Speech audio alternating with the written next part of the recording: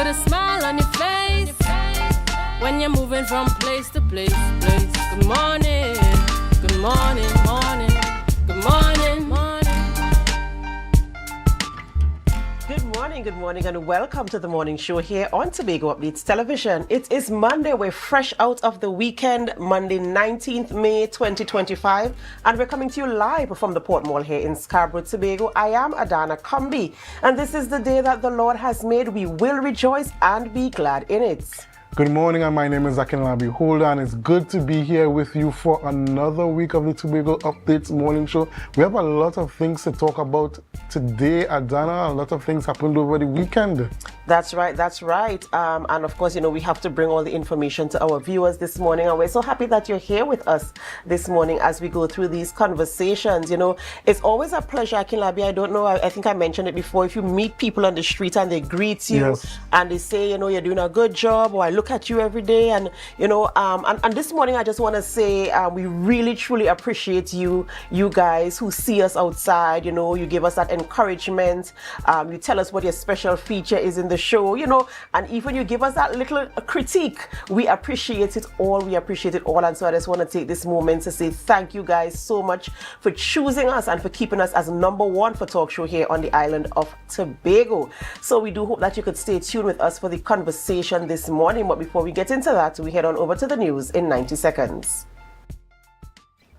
Thank you, Adana. Here is your news in 90 seconds for Monday, May 19th, 2025.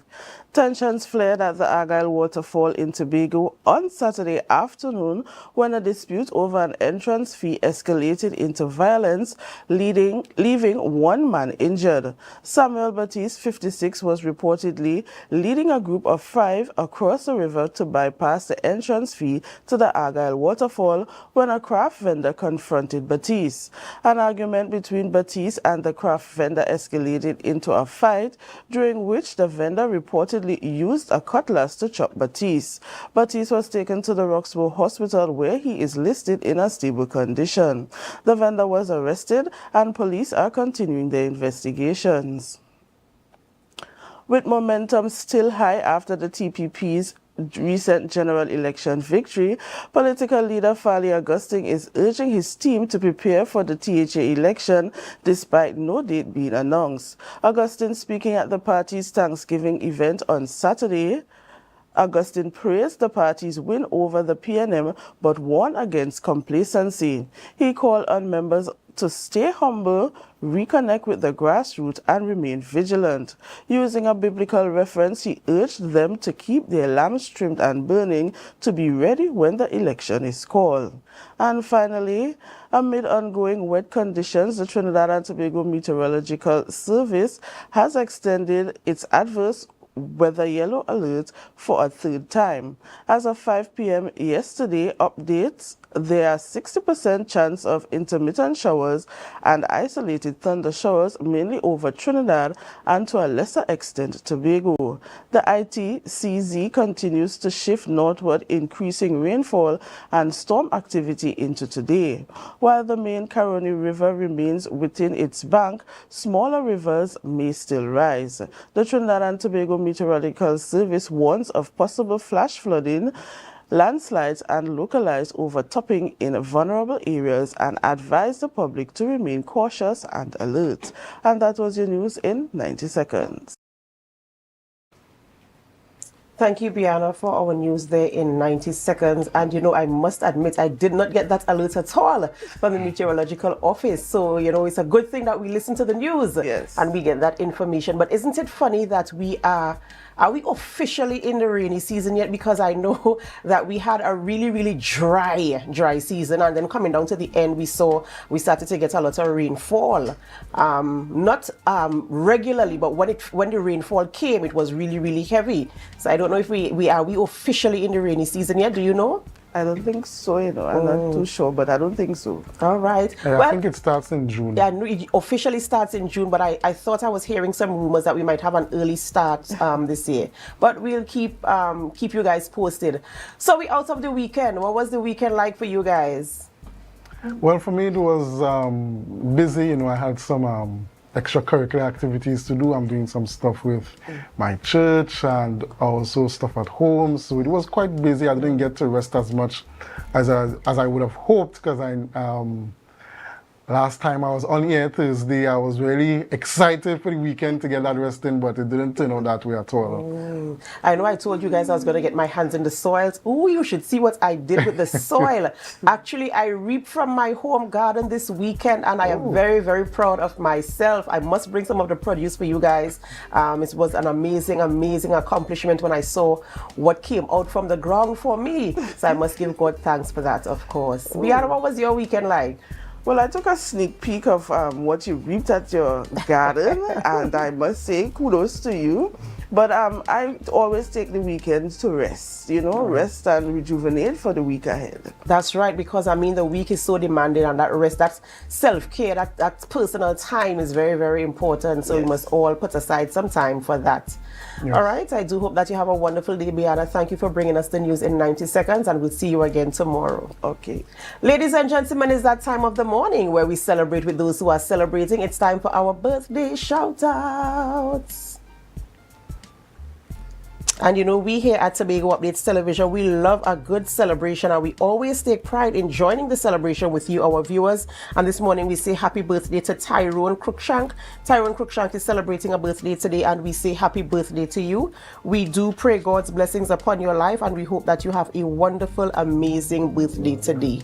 We continue these celebrations, and we say happy birthday to Miss Danique Morrison. Happy belated birthday, that is, to Miss Danique Morrison. I hope that you spent your day with family, friends, you enjoyed it.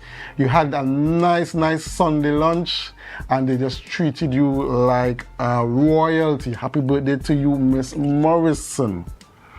We also want to say happy birthday to the man himself, Mr. Marlon Calendar. Marlon Calendar. I don't think there's anybody in Tobago that doesn't know Marlon Calendar. He's full of energy, full of life, always the life for the party. And full of vibe, that's right. Always full of vibes. Happy birthday to you. I know for sure, if there's one person that had an energetic and lively and exciting birthday, would have been you, Mr. Calendar. Happy birthday to you.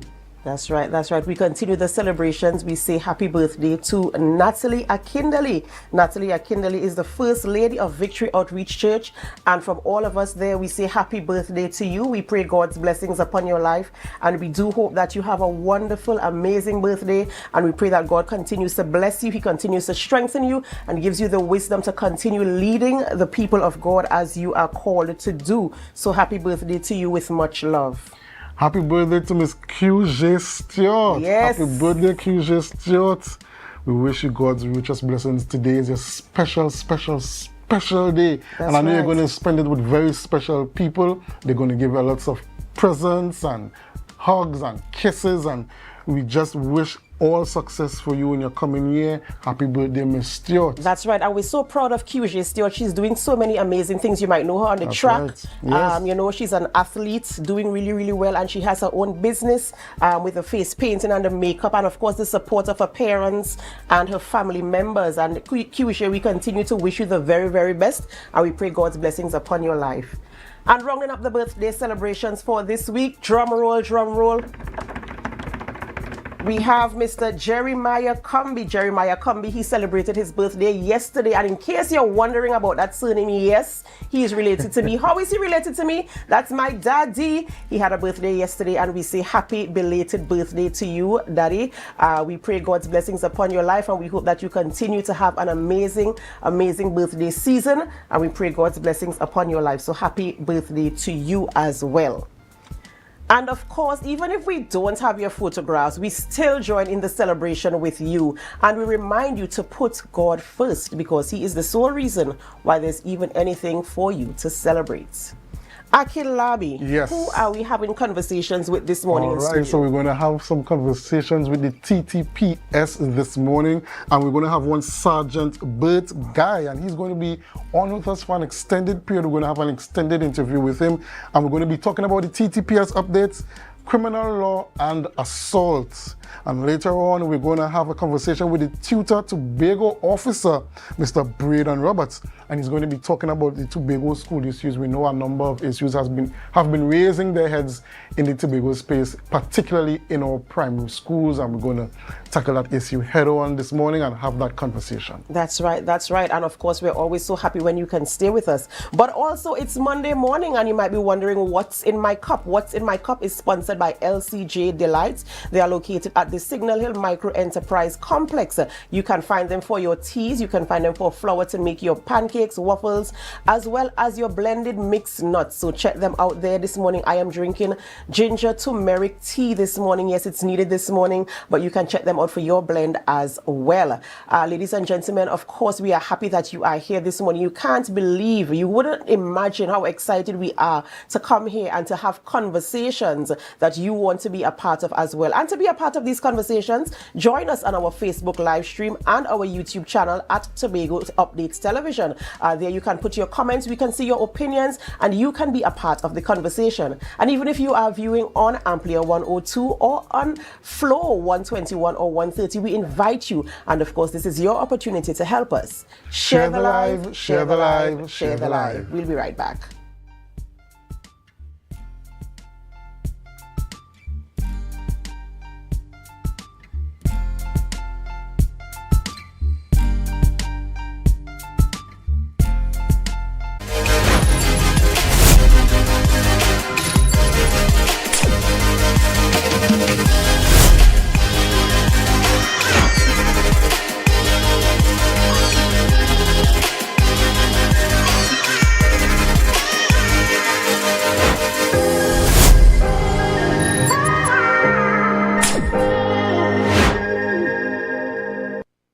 Quartz is well known as the Caribbean's largest retailer, providing consumers for generations with the very best products to enhance their homes.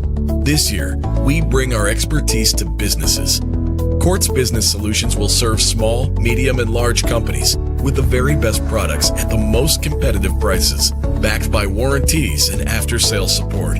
Hoteliers, office managers, restaurants, and so many more.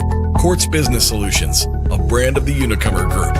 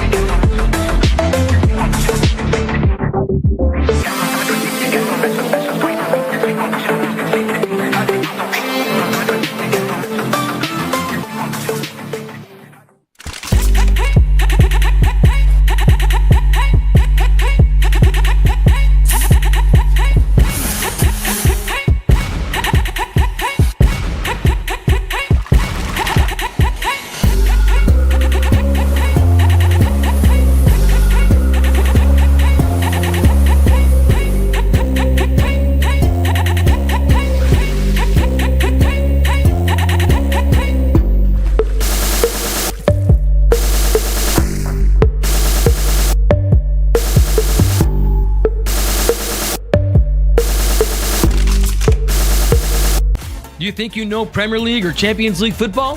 What about international cricket or the IPL and CPL? How about NBA basketball? Well, now you can put your skills to work to earn some extra cash by betting on the games with TT Bet Arena. Simply go to our website, choose a sport you want to bet on, find the games and place your bets. And with your computer or mobile device, you can bet from anywhere. Just go to ttbetarena.com, sign up for a free account, make a deposit, and start betting. It's that simple.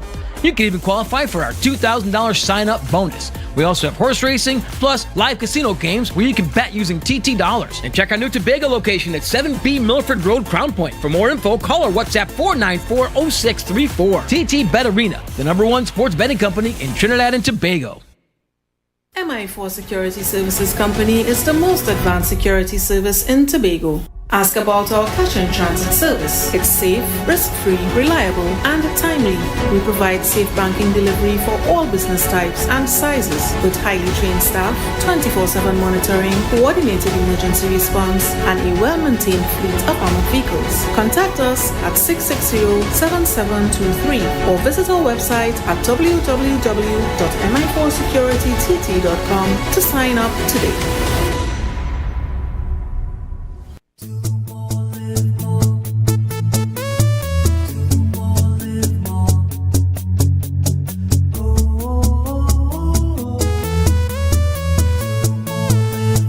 This is how it's gonna go.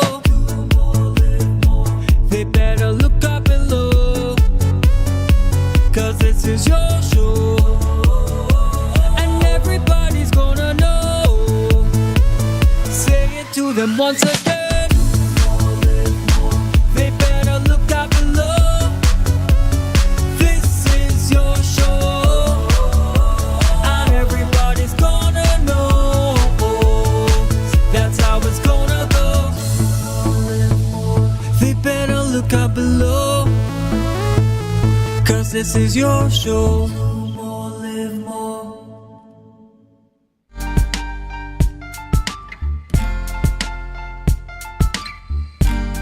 Put a smile on your face when you're moving from place to place. Good morning, good morning, morning, good morning, morning. Welcome back to the morning show here on Tobago Updates Television, and thank you so much for staying with us. We begin conversations this morning by speaking with a member from the TTPS. As you are aware, on Mondays we bring you the crime updates in terms of criminal activity happening here on the island of Tobago, and we speak with Sergeant Bert Guy this morning. Good morning and welcome. Good morning to you, ma'am. Good morning to you, sir, and pleasant good morning to the viewing public. For the week previous, we had in the Shervan Road district, we had a report of a robbery where a child was the victim in that report. We also had on the weekend a report of a serious wounding in the Roxborough district where one person was hospitalized and one person is in custody assisting us with that investigation at present. If we look now at the statistics for the year. Before we get into the statistics, Sergeant, sorry to cut you off. I thought you were going to give us more for this week. Well, let's talk about the robbery in relation to the child. Could you give us a little more details? Is it possible to get more details where that is concerned? How the incident happened, or do you have any information that you could further inform us? The child was at his home, and the offenders came to the residence where they met the child and committed the offense. I wouldn't want to go into the specifics of the offense at this time, please. Okay. All right, thank you. So we're talking about statistics now in terms of, well, I know we're at the 5th month in the year right now, and we came out of the SOE. We were talking about what happened during the SOE, the fact that TTPS was able to, curtail some of the criminal activity. You put some strategies in place. You had additional boots on the ground, and things happened. So you're here to give us an update in terms of where we are now, from January to now, and even after the SOE, what is happening? Yes. So in relation to serious reported crimes, if we are at a 30% decrease for the same period last year. This current year, we are at 262 reports of serious crimes compared to 292 for the same period last year. We have a detection rate as well of 34% in relation to serious crimes this year. Okay. So, Sergeant, I've seen that, we all noticed that there's been a serious reduction in terms of murders in Tobago for the year. What can the TTPS attribute that to? That would be attributed to we have had more boots on the ground, and also we have, thus far for the year, we have 3 murders compared to 8 for the same period last year. and the 3 murders for this year are solved. Okay, so they've Right. already been solved. Yes, and we are also working on solving some murders from the previous year. We have a collaboration of the gang unit, the CID, and also the homicide in Tobago working together to bring some resolution to previous year's murders as well. In terms of collaborations with other stakeholders, other agencies with responsibility for protecting and, you know, stuff like that, how has that relationship been in terms of working together with them to ensure that, 1, you put strategies in place, 2, you have the human resource, and 3, that there are deliverables in terms of things that are actually happening? Well, it is ironic that you should ask such a question because just last week, I was a part of a training program which included, it was held by the TTPS, however, it included persons from customs, immigration, the port authority, the airport as well. And also, in addition, there was also a program carried out by the CID in the previous week in relation to sensitizing persons at the hospital, how to deal with situations when they come there in order to preserve evidence and all these things. So the effort is there, the effort is Yes. being made, and people are kind of understanding what their roles are in terms of assisting with curtailing crime on the island of Tobago. Yes, I believe so. So, and you also believe that public confidence is being restored in the TTPS? Yes, but this is an ongoing process. So by our actions on a daily basis, we try to interact with the public, let them know that we are not here against you, we are here for you, and we want us to work together to bring a resolution to any problem in society within the communities. As my co-host mentioned, the public confidence in the TTPS, the question I wanted to ask was concerning the communities, the cooperation within communities to help the TTPS in terms of fighting crime. Have you seen an increase in community participation in being the brother's keeper and looking out and keeping the TTPS abreast of things that might be going wrong within the communities? Yes, we have made some strides in that field, and I could speak about, if you look at the police youth clubs throughout Tobago, also the initiative by our ACPA Tobago, which is ROC, Rock Tobago, where we go into different communities. We have football sessions, Yes. Footballers of yesteryear came and interact, and also police officers, they play football matches. So all of this is creating trust between the police and making us familiar with the members of the public. The Charleville Police Youth Club over the weekend had an activity what engaged the youths, and it was a very successful activity as well. I saw it on the social media. But in terms of community people coming to, community members coming to the TTPS with information, I think that's what Akinlabi was asking. Do you get that kind of collaboration where, you know, we have a tagline, if you see something, say something? Do you find the community coming forward and giving you information if they know something is happening within their community that is irregular, that looks like criminal activity? Do you get that kind of cooperation from them? Yes, generally speaking, we do. However, there is always room for improvement, but we do get assistance from the community. And how have you found that to, of course, help you in terms of solving crime, detecting crime, and dealing with crime? Well, most of the time when a crime occurs, the police officer will not be there. So we depend on the public to be our eyes, our ears, to guide us, to give us the information to apprehend the perpetrators of these crimes. So once as you see that a crime is being solved, it is because we are getting that assistance from the public. And I asked that question specifically because I wanted to remind the public that we have a responsibility as well to ensure that we partner with the agencies who are here to protect and to serve us. So, you know, if you're see something, of course, you have to say something there as well.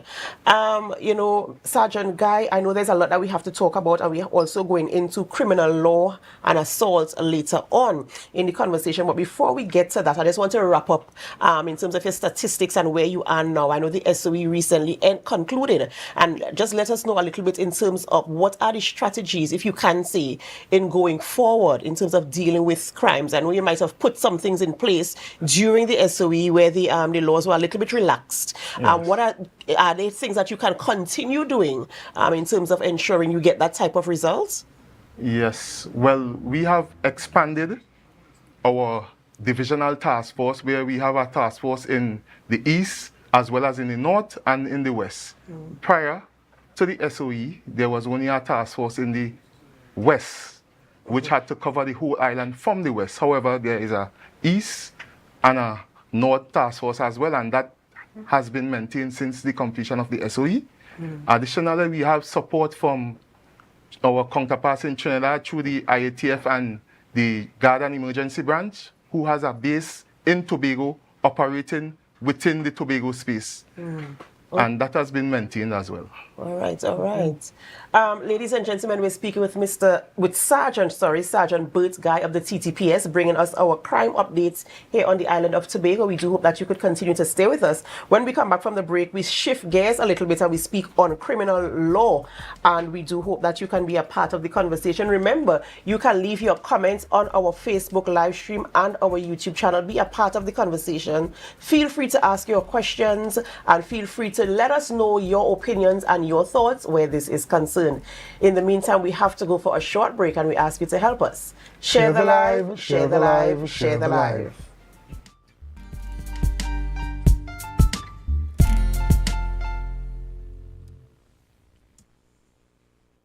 Do you think you know Premier League or Champions League football?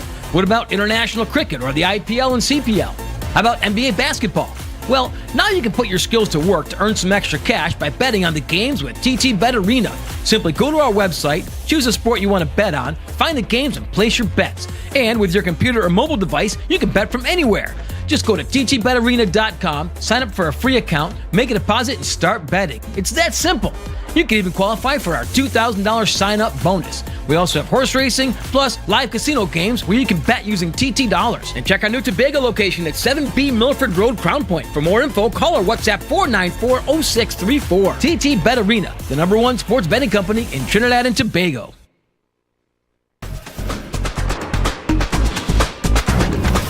With Flow Business's new smart solutions, powered by super fast, reliable broadband, you'll feel like there are more versions of you working for you.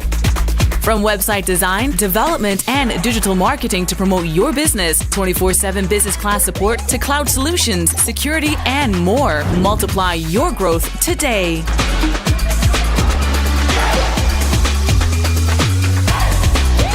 Are you in a dispute with a registered investment service provider of the TTSEC? Or maybe you're the victim of an investment scam? You can lodge a complaint or submit an anonymous tip to the Trinidad and Tobago Securities and Exchange Commission. Download our Investor Protection app or go to ttsec.org.tt to access our complaint form or submit an anonymous tip. Write a clear summary of your complaint. Submit copies of supporting documents along with the originals for verification. Provide a copy of the feedback received from the entity regarding your complaint. All investor complaints or scam reports submitted by the public are acknowledged and reviewed by the TTSEC. Investigations are pursued based on the outcome of the review. Trinidad and Tobago Securities and Exchange Commission, protecting the interests of investors and the public. You invest, we protect. Everyone benefits. Want to get better? Where to start? What kind of exercise to do? What to eat? How to get restful sleep? Need a doctor to search for root cause? Look no further. Come to Majuba Hill Lifestyle Center Foundation at our Wellness Center in Goodwood, or Food Hub in Darrow Springs, Scarborough, or Doctor's Office in Goodwood and Darrow Springs. Contact 49 Swift 4979 438.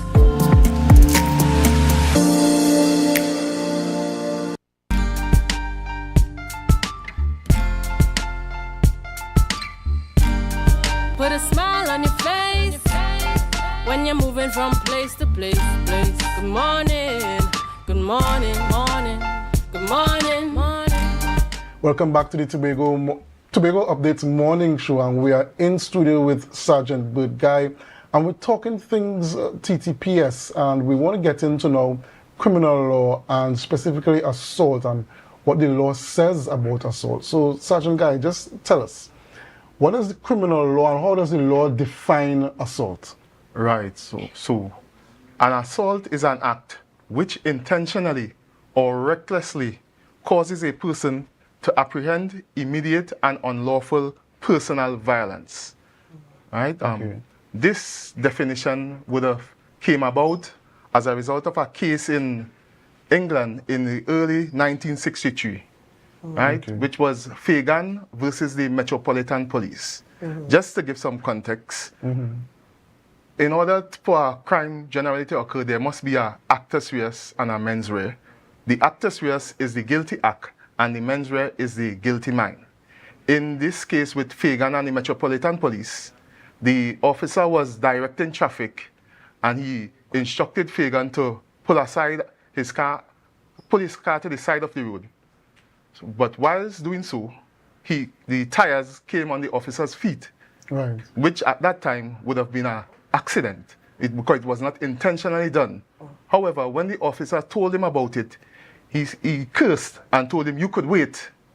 So now you had the act, and then by his words, you realize that his intention now, you got the guilty mind.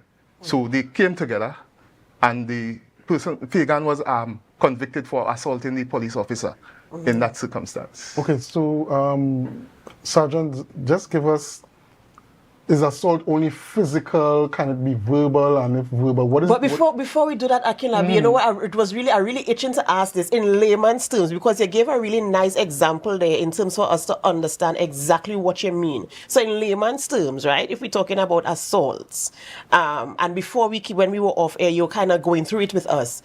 I want you to give us that kind of explanation in our local space here, in terms of, let's say, between my co-host and I, what kind of an example of an assault could take place?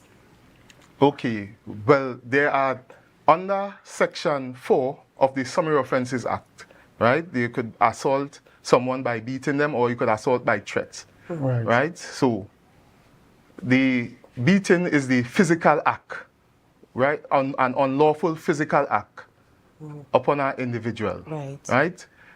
In relation to threats, you could assault someone by threats once at the time of making the verbalization of what you want to do, and you were in a position to carry out that act, and the person apprehend some fear in relation to you carrying out that act as well.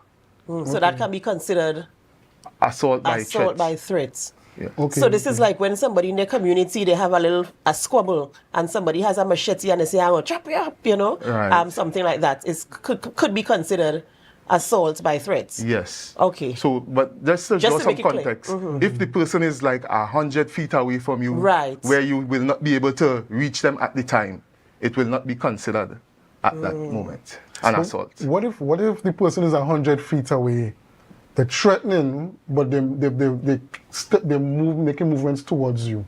I mean, you could get out of the way, but they're still advancing. If they're advancing towards you, whether they're running towards you with the cutlass or something like that, they could still carry out the threat. Well, right. So that is the thing. So that is why it says, once as the person is in a position to carry out the act that they are verbalizing, and the victim apprehends fear. So, like as you say, the person's run, or as the case may be. But then what is the threshold for distance then? What is the threshold for distance? We have to be real. If somebody's 100 feet away from you, could they strike you at that time? But you say they're advancing, right? So that causes a difference in the situation or the circumstances now. So if they stay stationary while they're doing it, while they make the threat, it's just a threat. It's not necessarily it's not assault by threats. No. Okay, gotcha. But threatening violence itself, even though you're not able to carry out the threat at the time, is there some sort of charge for that?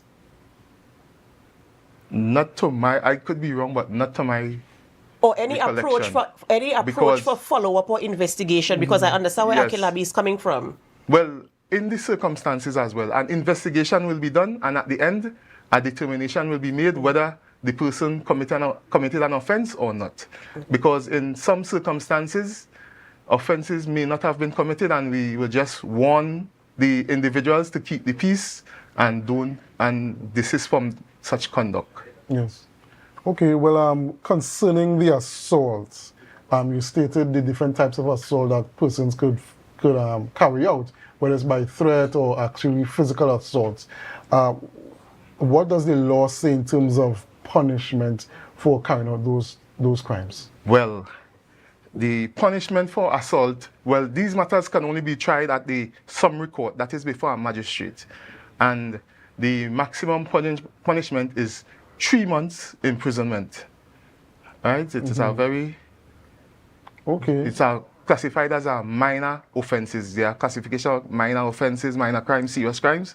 This, as we speak here, is a minor offense. Oh, so in this case, assault is when they frame it as assault, it's considered a minor offense. Minor assaults. It's not like if I have that same machete and I come to you and I chop you with it, that's a major offense. Or is that Right. still So considered yes, minor? and so assaults could escalate and lead to other types of offenses.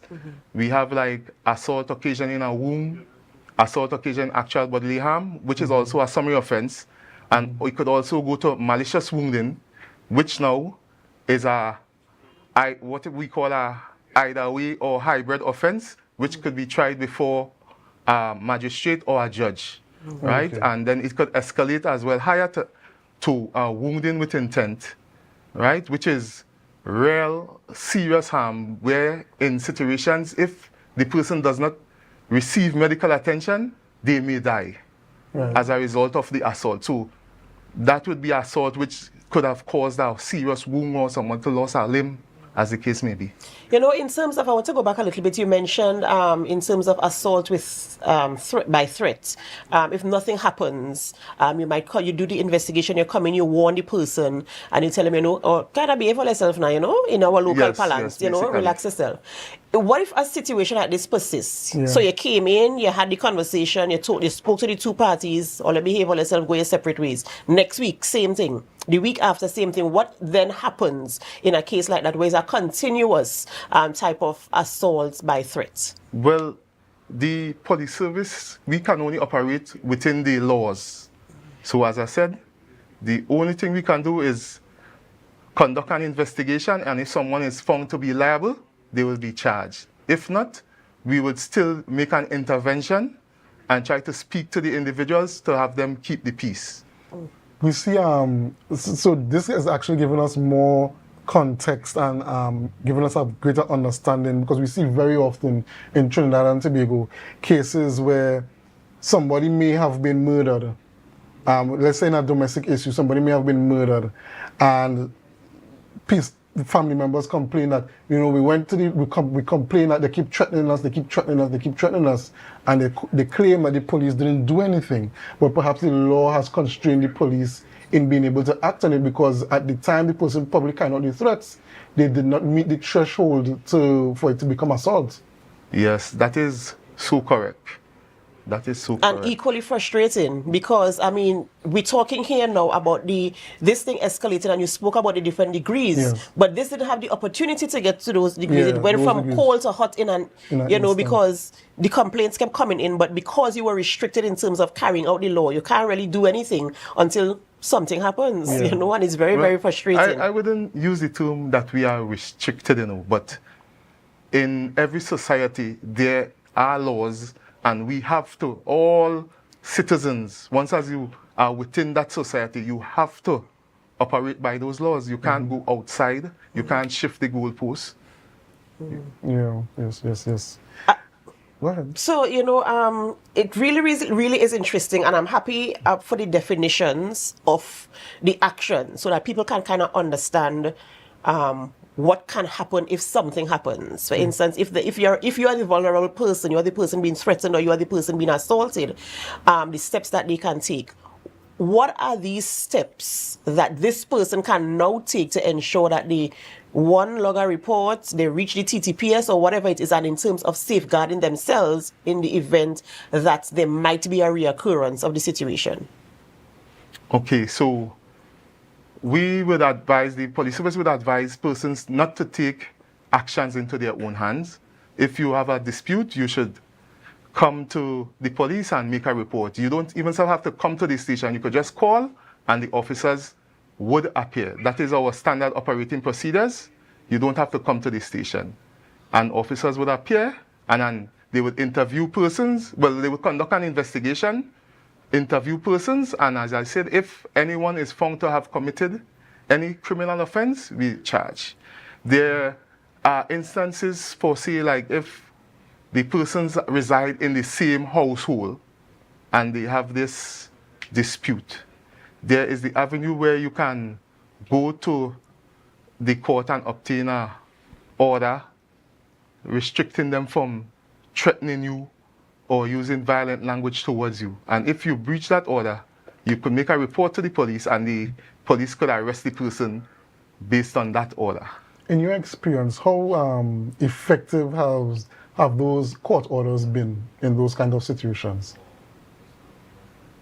In terms of restricting the person from actually... Well, I have seen situations where persons have actually moved out of the residence because of these kinds of actions. So I would say they are very effective. Okay. Very, very interesting. I mean, a very, very interesting order because, I mean... Well, it basically is a protection order. Yes. So, you know, for family members. Right. It is not open to all classes of individuals. Okay. So it is specifically yeah, for... that was it. Specifically for indwelling, yeah. right? Okay. Got it. Okay. I mean, this topic is so very interesting. You know, I never really thought about these types of actions in this way. I just know what is a crime, what is right, and what is wrong. But, you know, I'm really happy for the breakdown here. And I want you to continue. I want you to continue with the breakdown and the explanation so that we kind of at a good place so we understand exactly what our rights are and the approaches we can take to ensure that we receive. Yeah. Let me just talk about another type of an assault, which is an aggravated assault. This is under Section 5.1 of the Summary Offences Act. Now, the police will not charge you for this offense. They will charge you for an assault, the basic assault, which we spoke about earlier, and the magistrate now is the one to deem this assault aggravated. And the reason why is because this assault was inflicted upon a female, a child, someone who is under the age of 18, so an old or sick person. So basically someone who is incapable of defending themselves.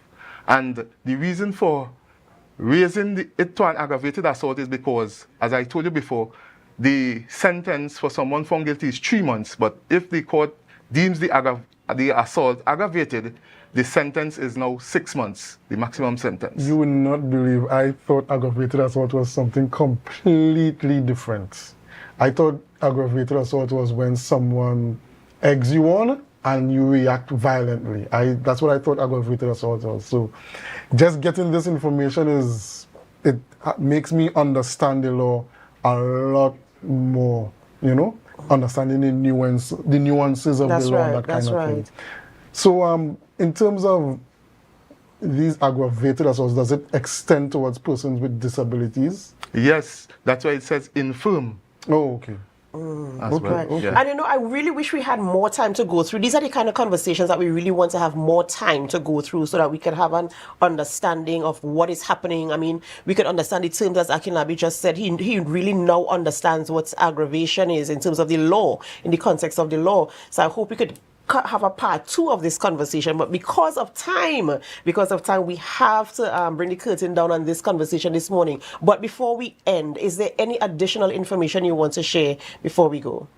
Well, I would just like to encourage members of the public, when confronted in situations, in disputes, to exercise some restraint, some emotional intelligence. Right, you know you could identify what are your triggers, and once as you realize someone is getting to you to cause you to act out in a manner that may be unlawful, you find some way to de-escalate, walk away. Okay. You know, some words of advice there, and of course the information in terms of the awareness of what the terms are where these activities are concerned, and what you can do to ensure that you are in a safe space.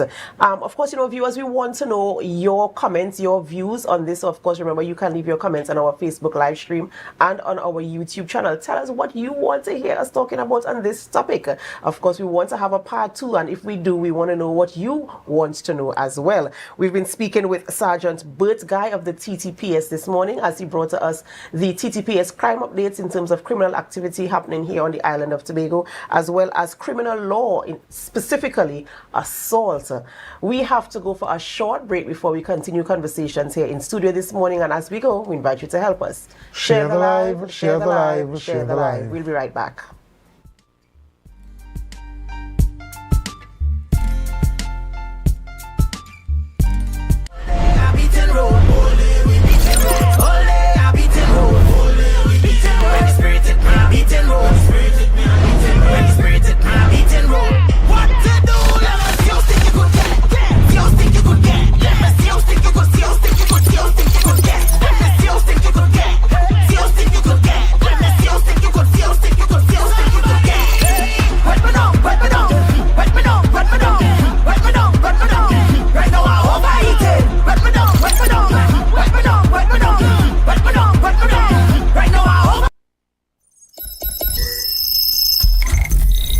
Welcome to Tobago Glass Supplies,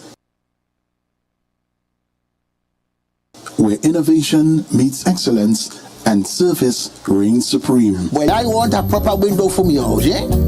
I want no shake thing in my place. Our commitment is simple: to provide high-quality, innovative aluminum, vinyl, and glass solutions for both commercial and residential spaces. We get one wall on the side and we get one hole.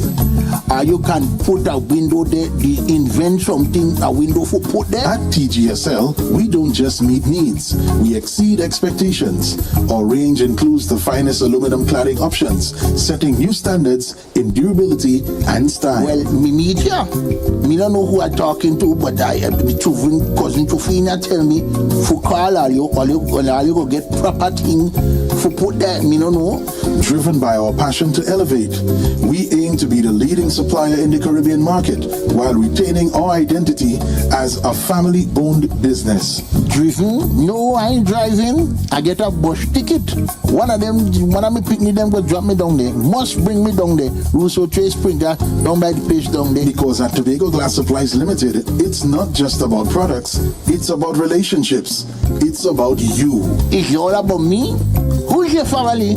You know Edna and Dorka and them, you know them, but you resemble them Edward boy and them Edward people them you. Tobago Glass Supplies, Russo Trace Spring Garden, telephone number 639-6266. Innovation, quality, service. That's Tobago Glass Supplies Limited. When the game is on, you don't want to miss the best moments. With AMPLIA TV, you can enjoy our ultimate sports package and watch your favorite games on the go. Stay connected and informed with sports news, scores, and stats with AMPLIA's fastest internet speeds. Up to 1 gigabyte fiber internet, you can stream riveting football action, cricket, NBA games, and much more. With AMPLIA, it's game on. Visit amplia.co.tt or call 800-4663. AMPLIA. Do more, live more.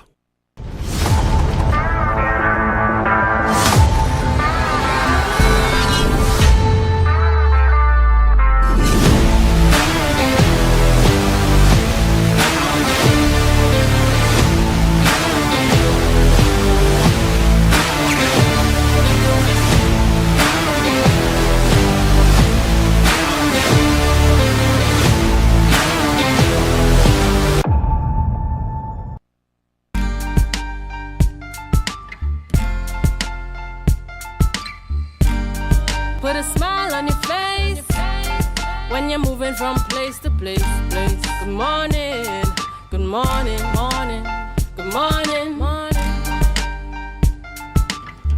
Welcome back to the Tobago Updates morning show, and we have in studio with us Tutor Tobago Officer Mr. Braden Roberts, and he's going to be speaking with us about some issues facing our primary schools in Tobago. But before we do that, we go to our photo of the day. Our photo of the day is coming up on the screen now.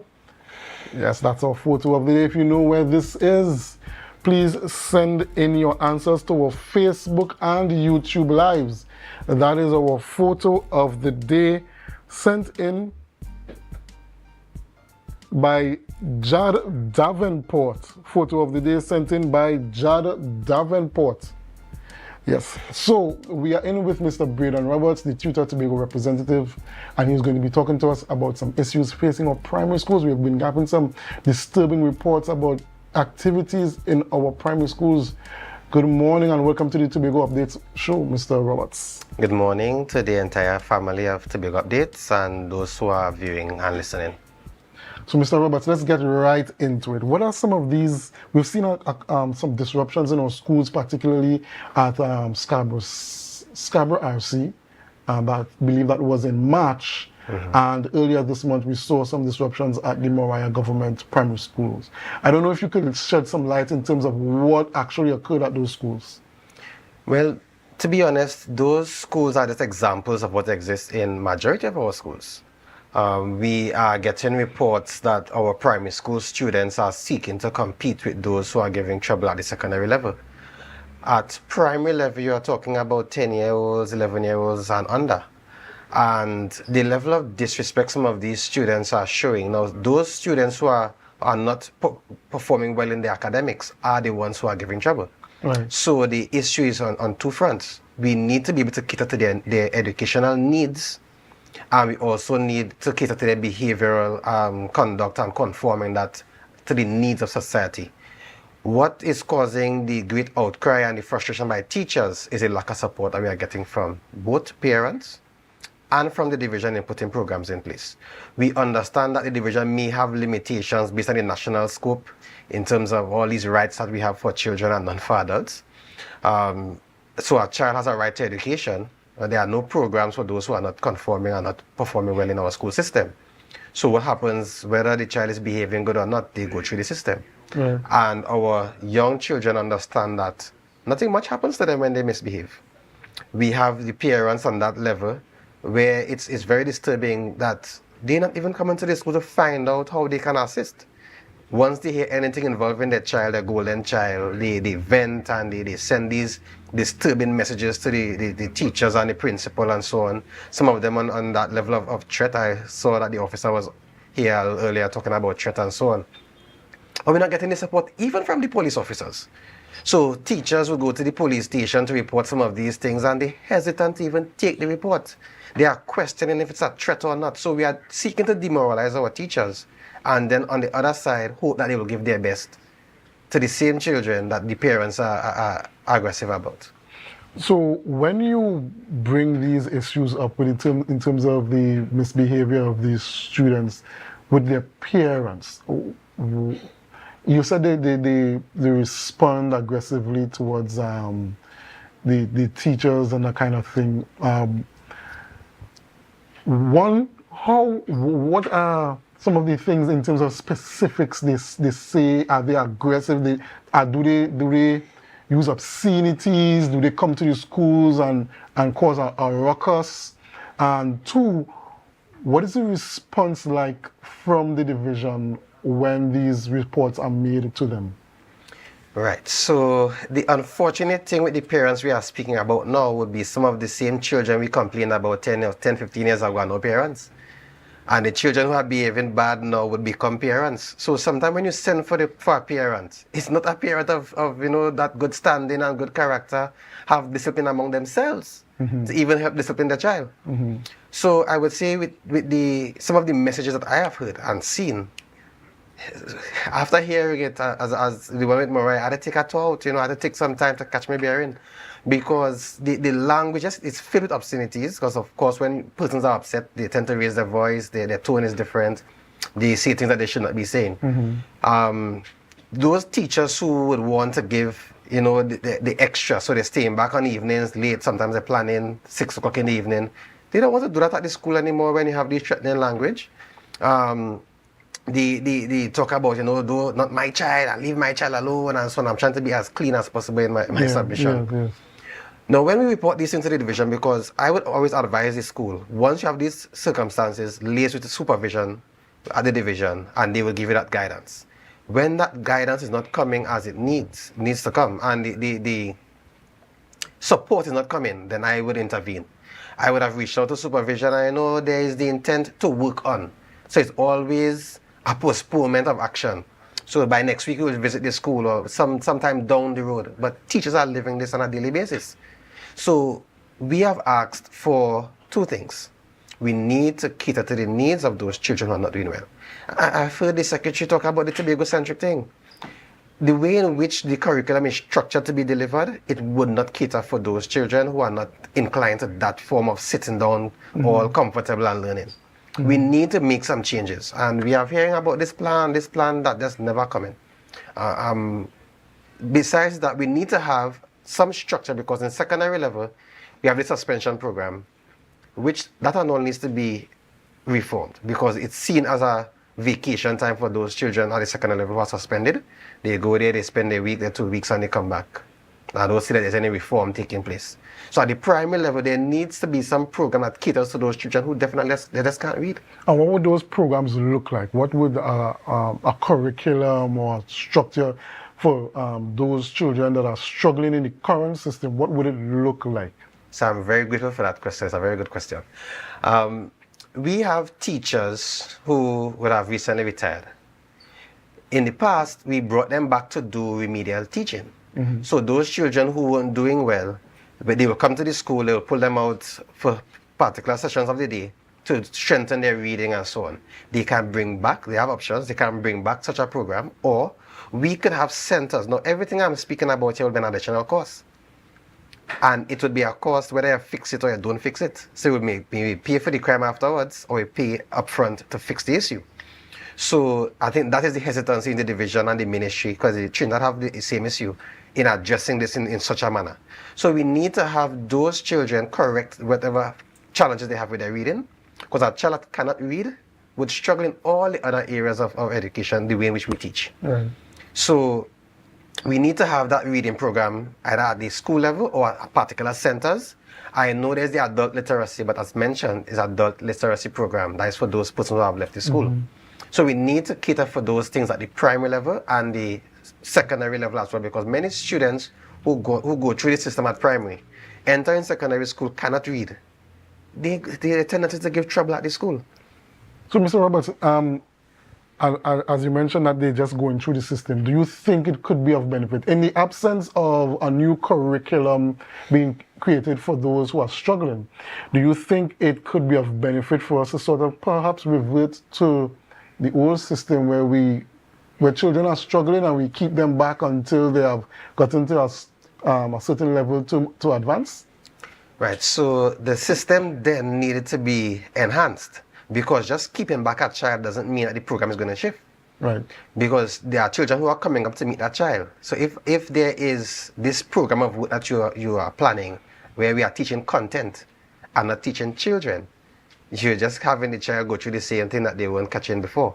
So we need to ensure that the program that we are giving to our students are tailored to students and not just for persons to get marks. And I would have heard the new minister speaking about the continuous assessment curriculum, where you will give children a chance to earn marks before they reach to the SCA level. Now that to me is a wrong footing, because we are talking about persons getting marks and we're not talking about development. So I could do a test for my children to get all A's and they not be sound in education. So we since then spend too much time in having children get marks, and we're not speaking to their development. And how SCA is now as a high stakes exam, much of the teaching is curtailed to ensure that children are exam ready. But in terms of the development for secondary school to excel and so on, that's why we will see persons getting top grades at the primary level and don't do well at secondary, because they were drilled to an exam. So we have supervisors, curriculum officers, all need to play a collaborative role in enhancing what we have. But it's disjointed. So supervision does their job, curriculum does their job, principal, everybody do their own job in their own corner. I'm not seeing a program that brings everything together where we are all on the same page, where parents understand where they fit in, because some of the programs at home that needs to be built would support the school, but parents would not just know where they fit in if we don't create such a program. And you think that sort of synergy that you're talking about, do you think that there's a financial prohibition to that? Yes, there will be financial implications. Nothing is free. Even if the government offers something free to the public, the government would have their cost at some point in time. If you're going to bring personnel, I'm not certain that Tobago is in a space where persons will just willingly give up their service without being compensated. I'm talking about those who are retired and so on, they will just come back out and not be compensated. The advertising of whatever programs would have a particular cost as well. You will need experts to come and give feedback, to do an analysis, because it's not just to do something for doing it. You will need to analyze the efficiencies if we need to improve. So there's a lot of work in what we are discussing. But as I said, there's a bigger cost in not addressing it. So, Mr. Roberts, I want to shift into a different angle, a different aspect of this problem. We're talking about these disruptive children. I know that there's supposed to be some social workers within the Division of Education. So there has to be some sort of social aspect to this thing. I just wanted to look into that. What from the feedback, the teachers, because the teachers are in the heart of the problem, what is the issues, the social issues that the teachers have been able to identify, and even in having conversations with the social workers that they've been able to identify as the cause or the root of the problem? Right, so we're talking finances here again, eh? Because teachers have been referring these particular matters to our social workers, the guidance officers, and student support. However, these persons are significantly under-resourced. So when you also have social workers, guidance officers who are attached to schools, and you may have about 10 or so children in one school who needs attention, how much attention they really getting? Because a social worker or a guidance officer may come to a school once a week. They may have either a 15-minute session with each child that they may need to see. How much influence is that when these children going back into the same space that they will be spending majority of their time, that I'm talking about the home, where they are not conforming to the standards that we would want them to conform? Social workers, to me, with the community police and so on, should be able to pick up on those children who are not doing well behaviorally. And we visit the homes, you give the guidance and so on. I'm not certain what resources put towards that, what connection at the division and the TTPS level is put towards that. But this is not new ideas, we have spoken about this for a very long time. The Commissioner of Police, then Earl Christopher, would have come to Tobago. We had a meeting at one of those office buildings in Scarborough here, where they discussed, they know the schools where the challenges are. They know the amount of gangs that we have in our schools and the collaborative effort towards addressing it. But that was just talk. We did not see any actions after that. We're hearing about police patrols, but it's not just a patrol. We need to have that link with the community. We need to understand the community that these children are growing up in, how we can assist the parents, because as I said before, if those parents who don't have any discipline in the years gone by are now parents, you can't just openly ask for them to do better. We need to guide them along that path. So it's not just the lack of communication with teachers and guidance officers and social workers. It's the resources that these units would need to really make an impact. And as you spoke about the gangs, it's really surprising to hear that our children so young are becoming involved in these gangs. It seems as though for us in Tobago, this was a distant problem that only existed in Trinidad. And while teachers may have been seeing the problem for over 10, 15 years, the general public probably now starting to actually experience it themselves as of last year, when we had the increase in murders and the increase in gang activity in Tobago. And it continues into this year, even though it's a bit abated, but the school problem is now something new that the public sort of come into a realization of. In your experience and in the teacher's experience, is it that these children that are in gangs belong to families that are also affiliated with those gangs? Well, the possibility of that is very high. And remember, we are in a society that goes with the trend. So whatever is trending out there, they want to be a part of it. So even some of those children who may not even really be in gangs, and that's like how the 6 and 7 slang is. So they will associate a 6 and associate a 7. But there are those who I do believe are a part of that grouping in a serious way. Right. So if we do not address the narrative, and just to quickly mention the government's take on even with the Vibes Cartel thing, we need to know who are influencing our children. So it's not just about the Vibes Cartel. There are many other persons who are negatively influencing our children. I'm not saying Vibes Cartel is, but we need to assess, what we are leaving our children exposed to. And if we do not address the gang culture, yes, the primary school, those primary school persons are part of it. It's already cemented in our secondary school, where there are some schools where there are numerous fights with the 6 and 7 thing. So yes, we need to address those things. We cannot just hope that things will just work itself out. There are significant inroads these gangs are making in our school system.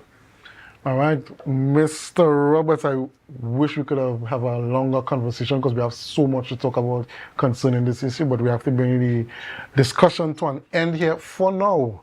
Hopefully you could come back on at some other time and we could continue this conversation. Yes, ladies and gentlemen, so that is it for interview, and that's it for us for today at the Tobago Updates Morning Show. But before we go back to our photo of the day.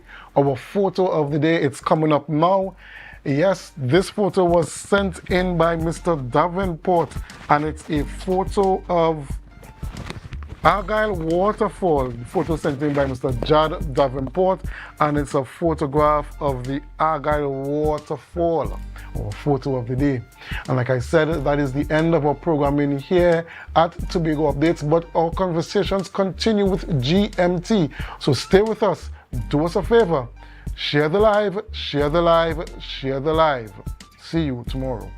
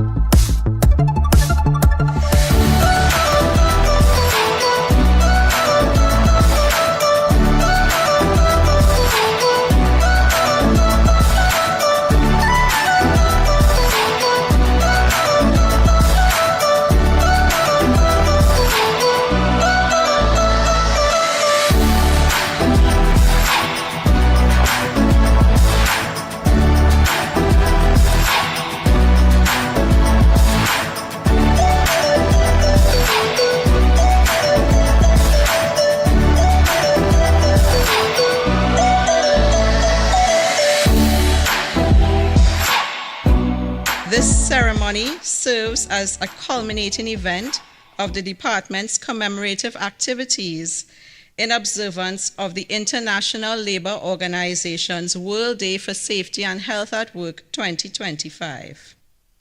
This year's theme, Revolutionizing Health and Safety, the Role of AI and Digitalization at Work, inspired the OSH department to integrate technology into all major activities.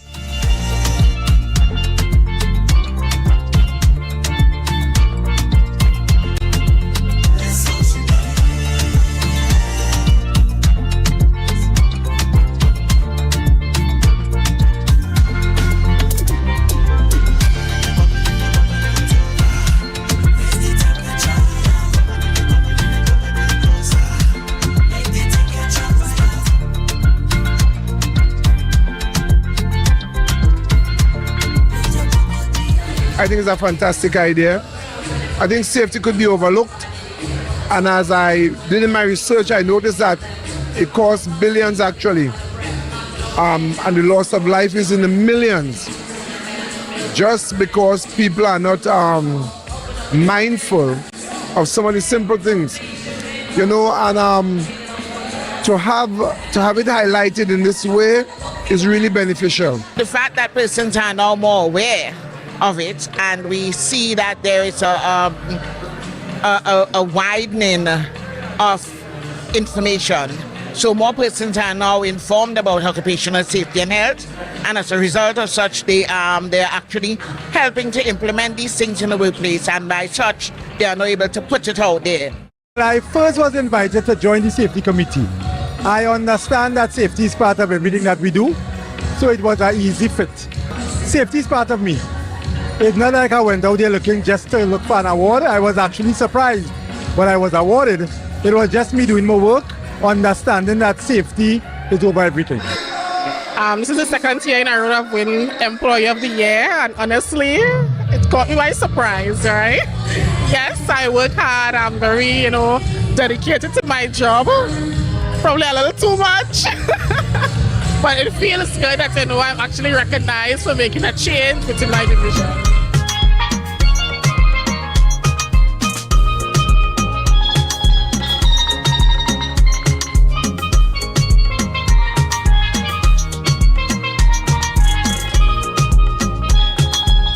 That was a production of the Department of Information, Office of the Chief Secretary, Tobago House of Assembly.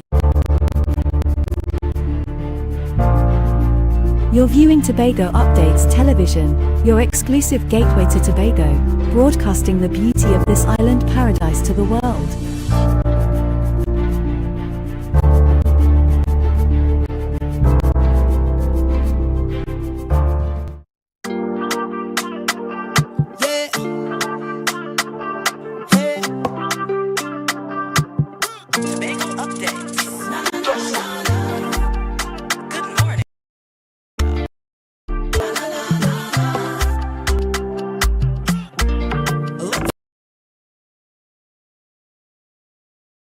Rise up to a brand new dawning as the passion start to rise. The energy fill the skies.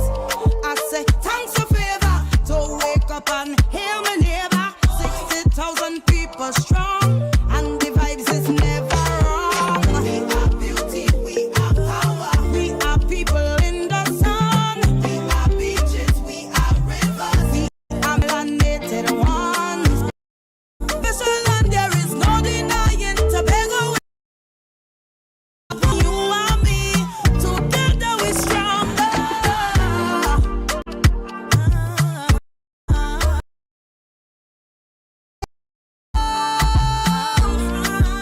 Good morning, Tobago. Good morning, Tobago.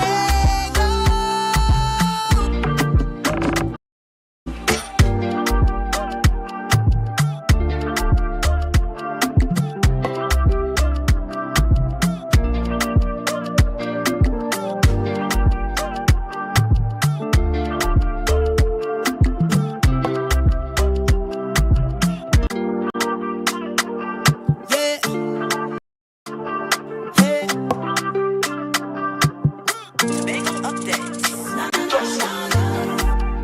Good morning, Tobago.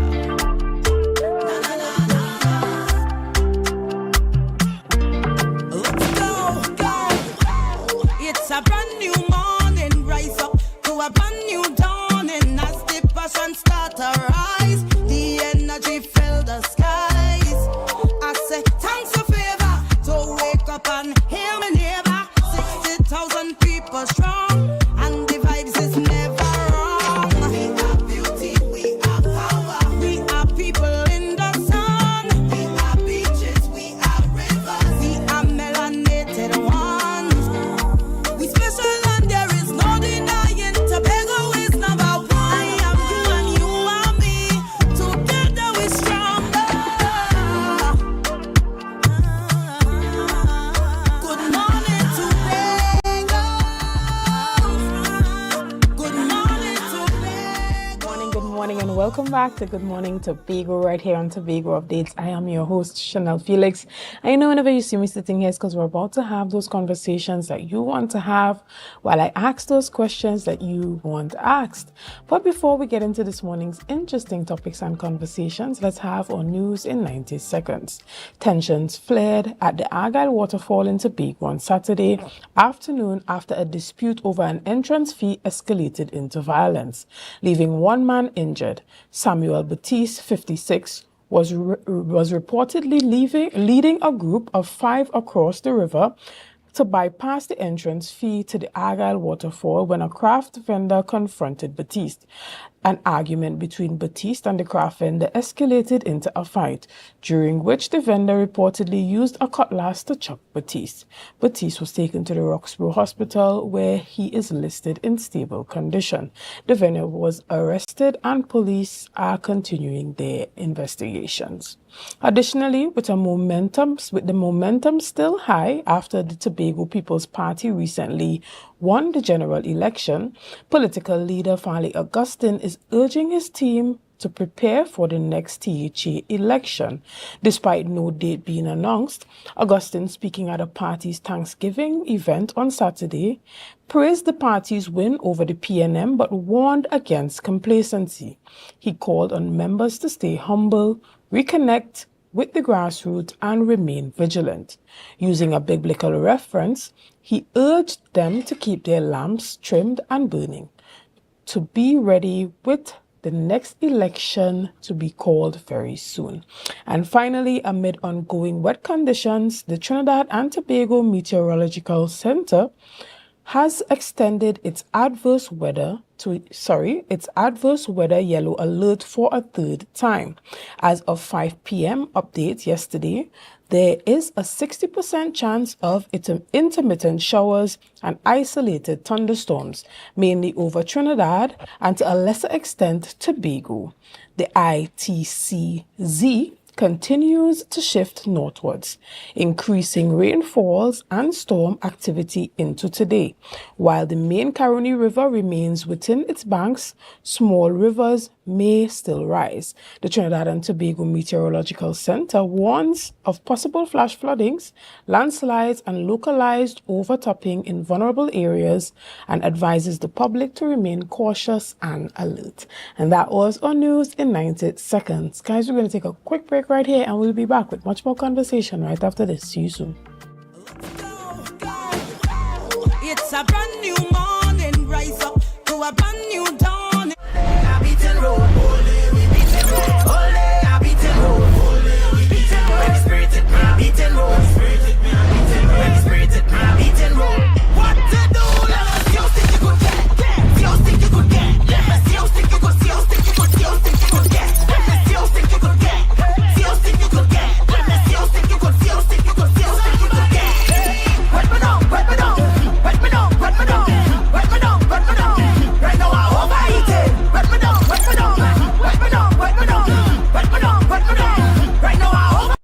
Quartz is well known as the Caribbean's largest retailer, providing consumers for generations with the very best products to enhance their homes.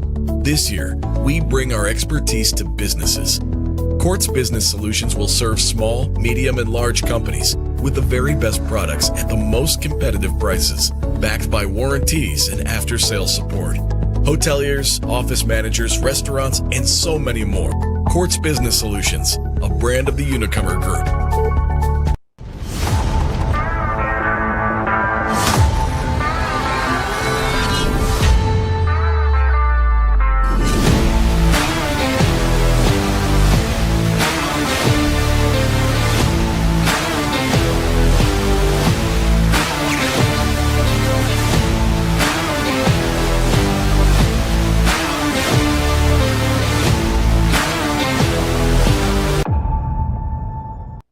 Guys, there are some new developments in housing in Tobago, so it's goat racing time.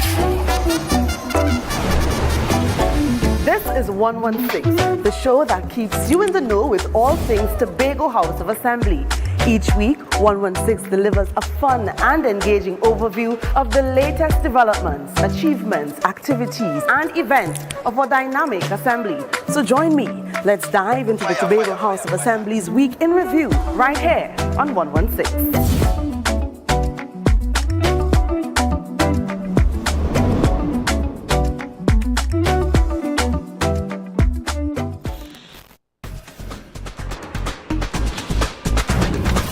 With Flow Business's new smart solutions powered by super fast, reliable broadband, you'll feel like there are more versions of you working for you. From website design, development, and digital marketing to promote your business, 24/7 business class support to cloud solutions, security, and more. Multiply your growth today.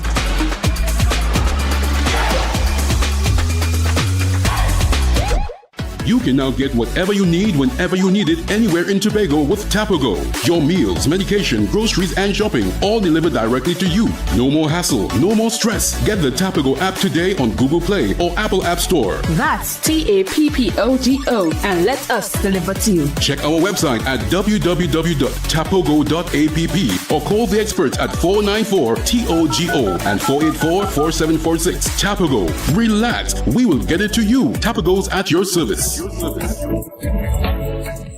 Are you in a dispute with a registered investment service provider of the TTSEC? Or maybe you're the victim of an investment scam? You can lodge a complaint or submit an anonymous tip to the Trinidad and Tobago Securities and Exchange Commission. Download our Investor Protection app or go to ttsec.org.tt to access our complaint form or submit an anonymous tip. Write a clear summary of your complaint. Submit copies of supporting documents along with the originals for verification. Provide a copy of the feedback received from the entity regarding your complaint.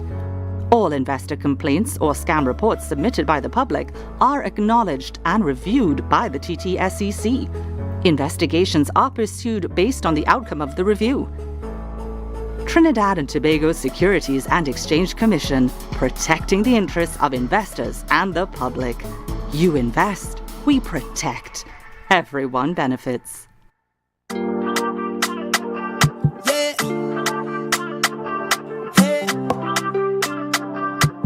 Tobago updates. Good morning, Tobago.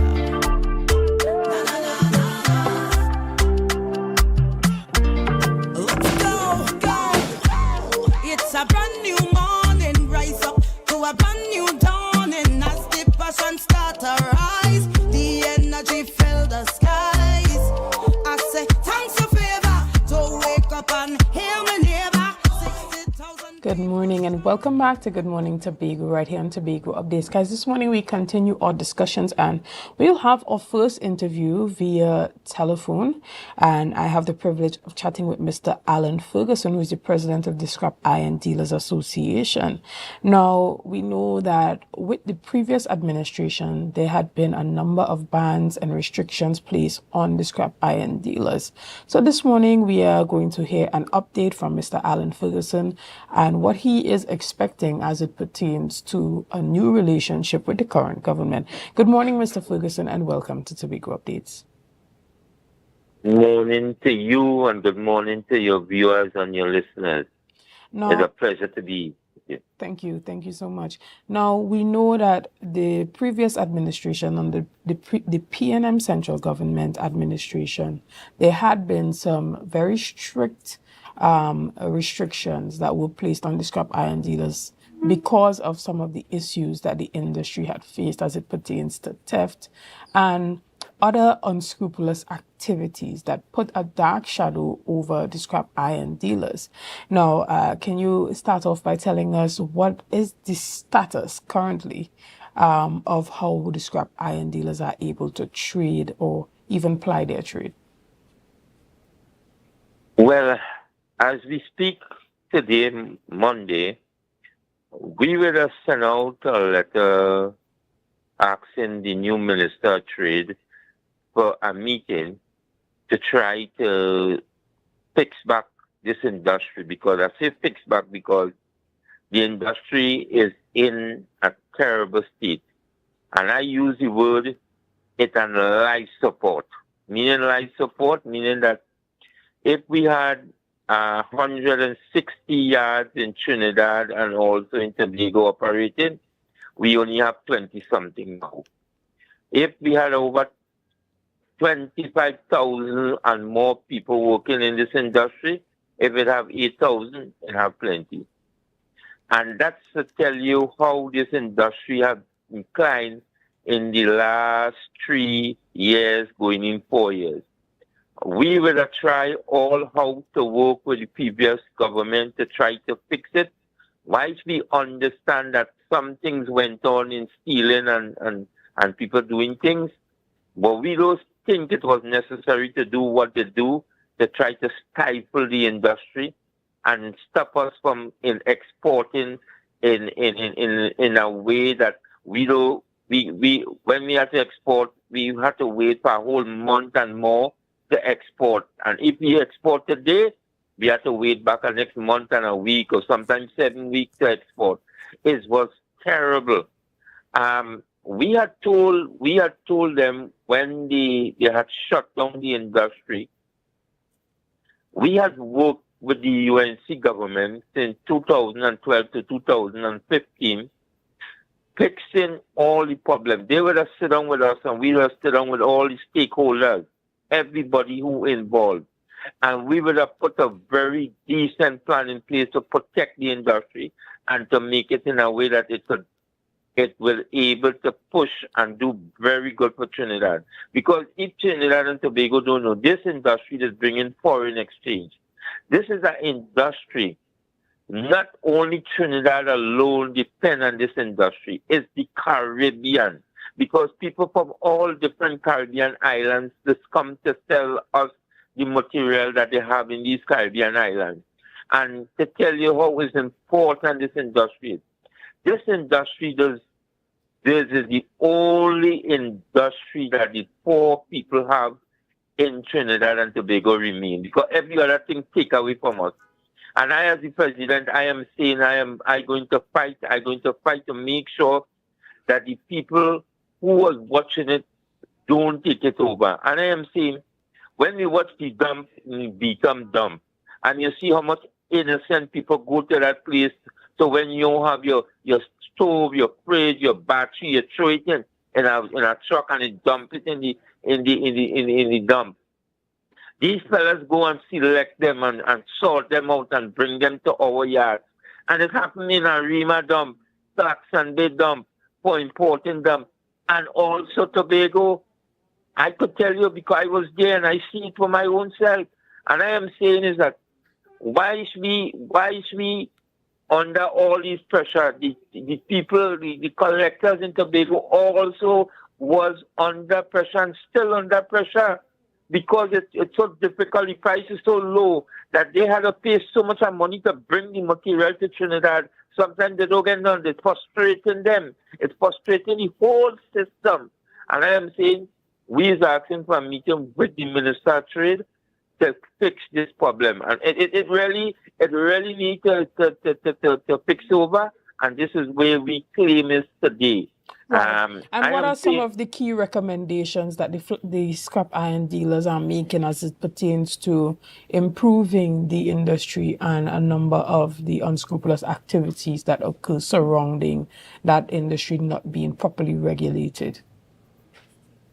Well, number one, when we had to export the material to other countries, we had to furnish them with, if somebody come into our yard and bring in $100 worth of material, and we have thousands and thousands of transactions. Every transaction, the documents, we have to, when we are planning to export the material, we have to do this every single time. We have to carry in boxes of documents into the Ministry of Trade. We saying we want to done away with that. That is just slowing down the process and giving the people in the ministry problem because they have to go through all these documents to be able to give us our license. And you're talking about when and it takes so long to go through all these documents. I am saying before, if we have a problem with we doing transaction with anybody, the inspectors that they have could come in and look at the documents in our yard. Or the police could come because they have the right. They don't need to get a warrant. They don't need to get no approval to come to check whatever documents in our yard with our transaction. If we buy whatever we buy, they could come and check it out. It's free. That the law said that. So I don't know why we have to carry the material, carry the documents in the Ministry of Trade for us to get our license to export it.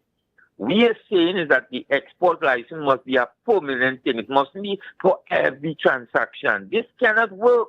It's too much of pressure on us, and it slowed down the whole industry.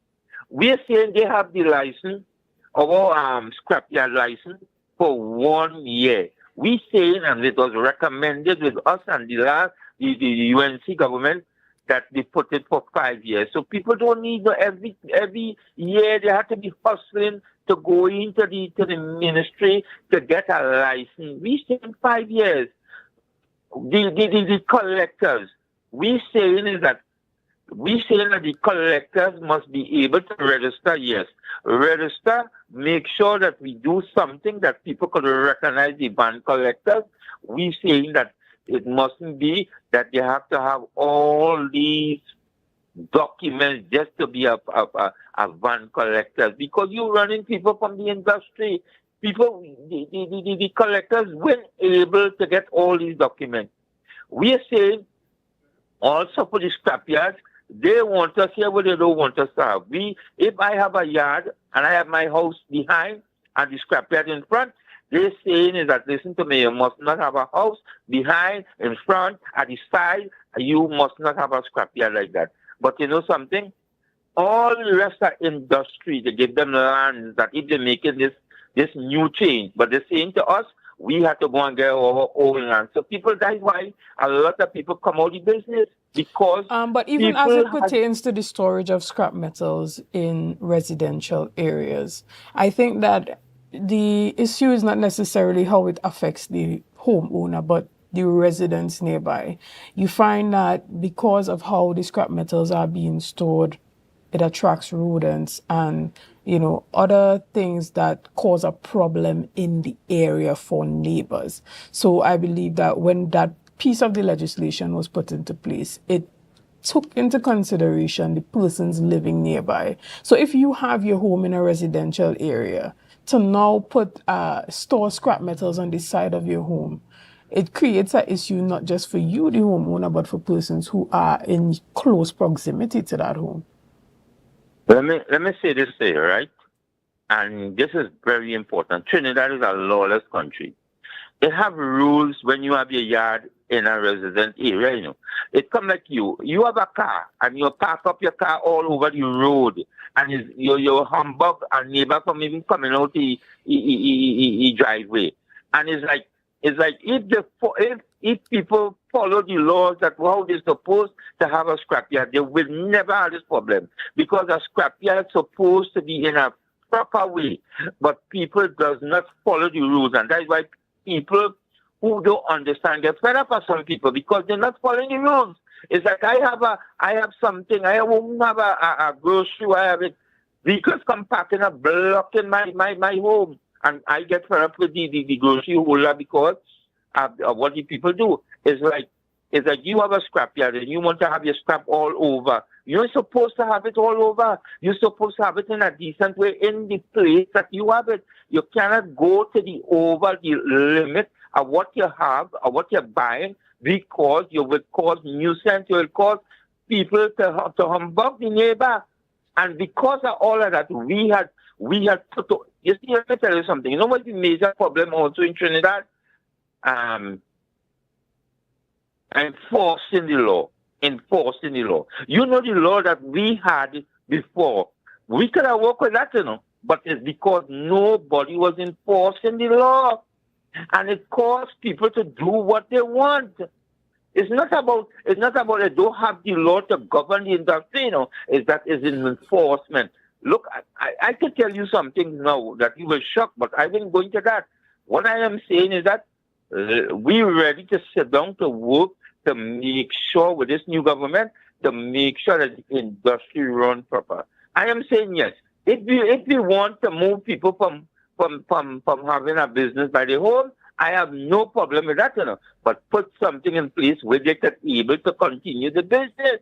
If I hear the amount of land garden, people who plant in here, getting nothing getting, and people doing this, getting all these other things. We saying we doing a good to Trinidad and Tobago, because when you throw down your fridge, your stove in a rab, in empty land, we go and pick it up and bring it and sort it out and stop it from bogging the water course in Trinidad and Tobago. We do clean up for free.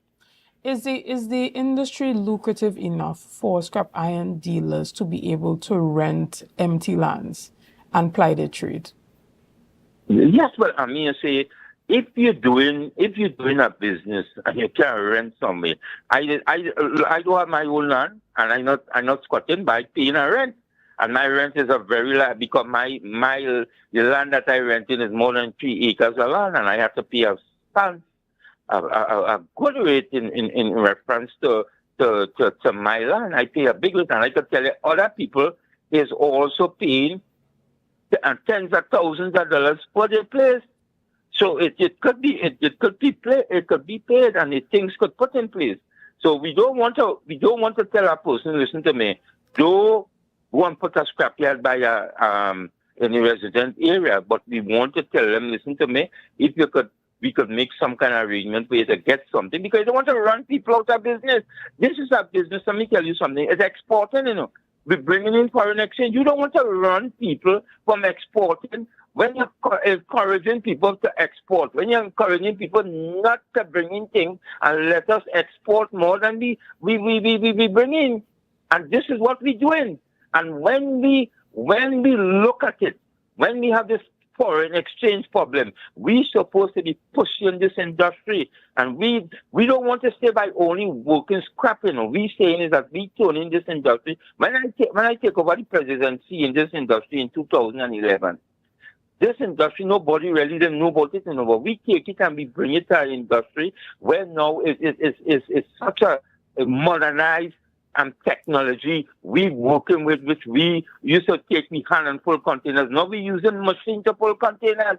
When we look at it and we go to places like Singapore and other places in the world, and we as our association, we as a strong body worldwide, when we go to like Singapore, they say, listen to me, based on the knowledge in this industry, they had appointed us the leader in this region. I'm not talking about the Caribbean region, the Spanish-speaking country. They had said, listen to me, because they're all the knowledge in the industry. We had appointed all the leaders in this region. And I am saying is that where people outside of Trinidad could recognize is that the people in Trinidad is doing a fine work in the recycling kind of business. The people in Trinidad sometimes doesn't understand the importance of our recycling in the country, because this is something that, let me tell you something, which country, Trinidad and Tobago, for a small country, we produce a lot of rubbish, And I am saying is that the amount of garbage truck and all kind of things have to be involved in doing work, in picking up the rubbish. We say here what we say. You give us the chance, you help us with the land, you help us to work hard, we could get rid of paper, we could get rid of plastic, we could get rid of oil, we could get rid of your food, your food, we could recycle all these things. Right. And Mr. Ferguson, we will be back and we will continue to discuss the sustainable elements of the Scrap Iron and the Scrap Iron Dealers Association and some of the things that can be offered to the government. But we're going to take a quick break right here, and we'll be back right after this. So see you soon.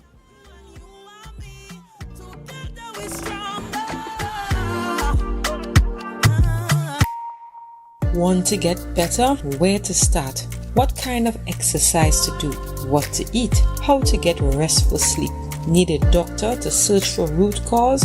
Look no further. Come to Majuba Hill Lifestyle Center Foundation at our Wellness Center in Goodwood, or Food Hub in Darrow Springs, Scarborough, or Doctor's Office in Goodwood and Darrow Springs. Contact 49 Swift 4979 438. Do you think you know Premier League or Champions League football? What about international cricket or the IPL and CPL? How about NBA basketball? Well, now you can put your skills to work to earn some extra cash by betting on the games with TT Bet Arena.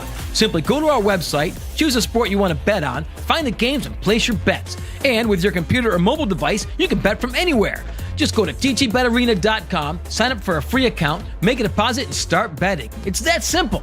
You can even qualify for our $2,000 sign-up bonus. We also have horse racing, plus live casino games where you can bet using TT dollars. And check our new Tobago location at 7B Milford Road, Crown Point. For more info, call or WhatsApp 494-0634. TT Bet Arena, the #1 sports betting company in Trinidad and Tobago.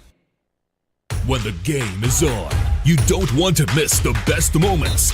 With AMPLIA TV, you can enjoy our ultimate sports package and watch your favorite games on the go. Stay connected and informed with sports news, scores, and stats with AMPLIA's fastest internet speeds. Up to 1 gigabyte fiber internet, you can stream riveting football action, cricket, NBA games, and much more. With AMPLIA, it's game on. Visit amplia.co.tt or call 800-4663. AMPLIA. Do more, live more.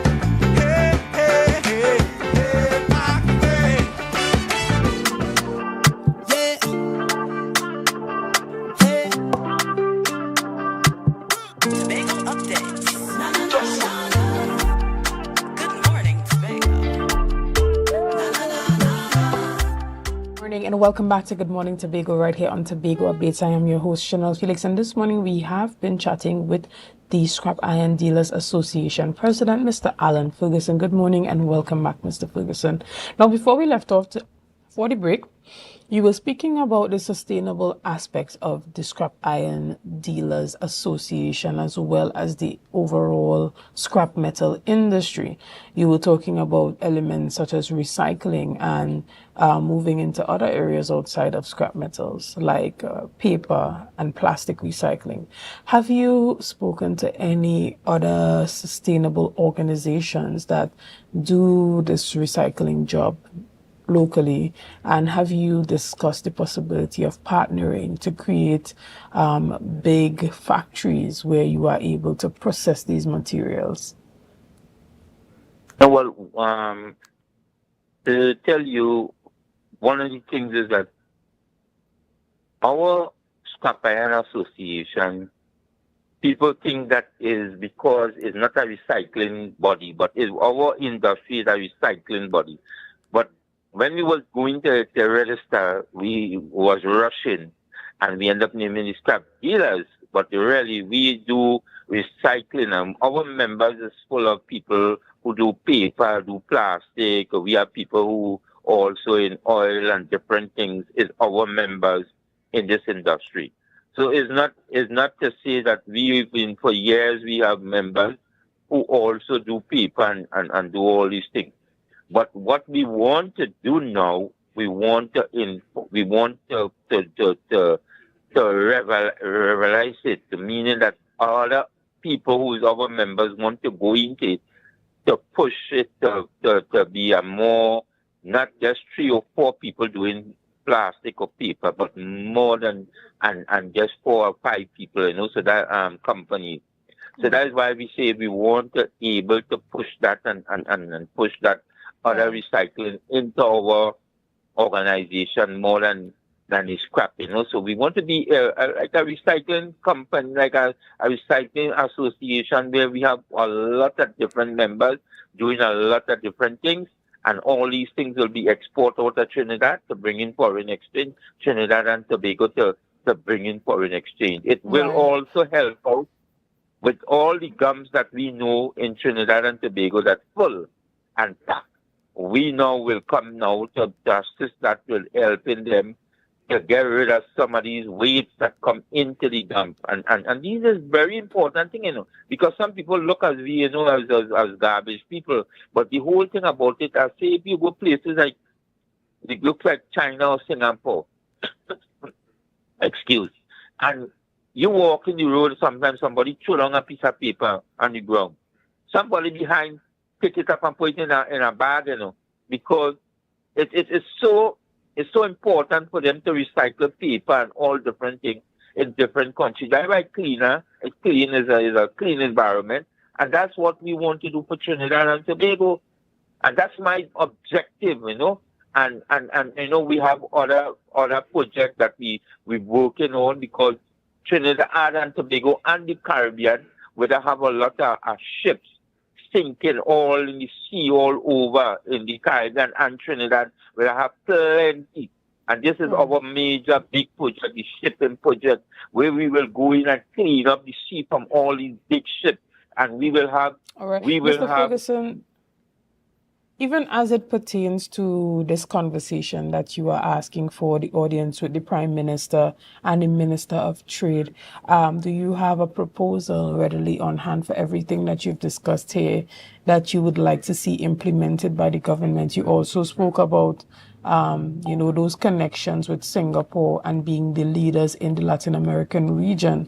How can that assist you with some of the funding and resources that you need to truly build out the industry? Well, I will tell you, our association will spend hundreds of thousands of dollars putting all these proposals together. We would have to hire different people, because we do have the skills with all in our organization. And because of that, we would have to bring in a lot of people. We had people here from all different countries, all parts of the world, work with our projects that we want to do.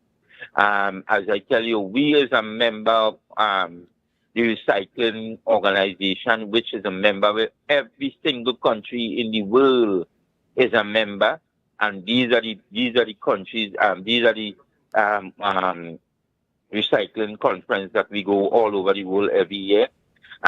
We meet up different people. We will meet up people who making different equipments, and that is why we will have so much of different new equipment in our yard. All these things will come because of our association operating, working to make this industry a better industry. As I say, we have all the proposals, and you need to understand, we will go and talk to prime ministers. We will go to talk to other countries in the Caribbean to make sure when we put in these proposals together, the Caribbean understand. We want them to be part of it, because the Caribbean don't have these facilities. That's how we have in Trinidad and Tobago. So we, as the number one recycling company in the organization in the Caribbean, we want to make here the Mecca where everybody from the Caribbean bring the material to Trinidad, and we sort it out and send it. And we is working with big ship companies to make sure that all these things will come together. So it's just about trying to get the government to work with us and assist with us, that we could make this industry one of the industries that could employ thousands of people. And it is an industry, is that you see what it does already. But you see every community, you see people driving van, picking up material and doing all kind of things. All we want to do is expand it to other things that they could do. So more people will get more work, more fans will be out there cleaning up the environment and the communities. These are the things that we want to do. And this is not just talk. We already have the proposal in video and in writing already to show them, because we approach the other government. We approach the PRM government and show them already, And to be fair with them, we would have get the land space already to start to operate with our shipping project. So it's just a matter of we, because of the industry is shut down, we get some hold back and we have to start over again. But otherwise, we have these things, and with my leadership and my team, work hard to put all these things together. It's not easy, It's something that each Trinidad and Tobago understand. We get the assistance here they would see something, a revolution in the recycling industry that they will never see, because we go outside and we see what's going on. And I'm saying this is an industry to help to employ thousands of people. And as I said, this is the only industry in Trinidad and Tobago that the poor people have remaining. All the rest, they have taken it away from us. And because I stick to the original and stick to the community and everything that we have, this industry break it down to the small man getting the money, because the only industry that a man could have a wheelbarrow and walk around a yard and pick up something and go to a scrapyard and sell something to feed the family. They have nothing to eat, And this is an industry that poor people don't need to get no permission, don't need to get nothing to able to take a van and go on all in the ravine and all about and pick up things and make honest day work, And this is what is stifling, something that people could find employment by taking 3 and 4 fellas off the street and going and make an honest day work. Understood. This is what is stifling for years.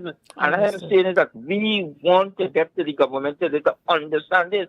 This must change. All right. Well, Mr. Ferguson, we want to thank you so much for your time this morning, and we hope that our platform could help to echo your sentiments, and so that not only the people would know what the issues are surrounding the scrap metal industry, but the leaders that are we have selected by electing them would listen and give you that meeting that you have written and requested for. So again, we want to thank you for your time this morning. Guys, we're going to take a quick break right here and we'll be back right after this. See you soon.